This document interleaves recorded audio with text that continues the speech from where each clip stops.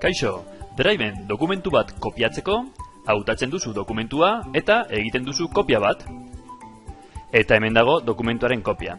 Baina karpeta bat kopiatu nahi badugu, ez dago aukerarik karpeta hau kopiatzeko.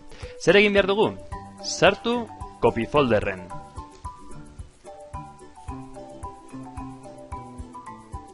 Eta visitar sitio web. Baimenak onartu behar dituzu, eta esan behar diozu ze kontuarekin ari zaretela. Berriro, baimenak onartu, eta orain hautatu kopiatu nahi duzun karpeta. Kasu honetan, nik kopiatzeko karpeta kopiatu nahi dut.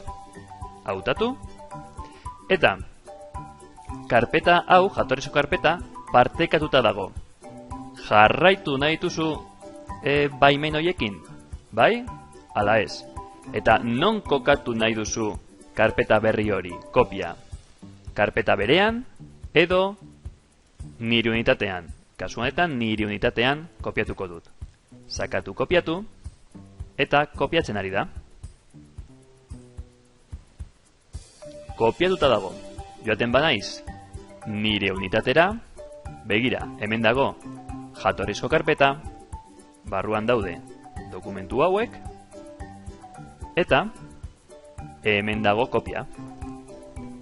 Dokumentuak hemen daude. Gehi beste bat, kalkulo horri bat, copy folder log.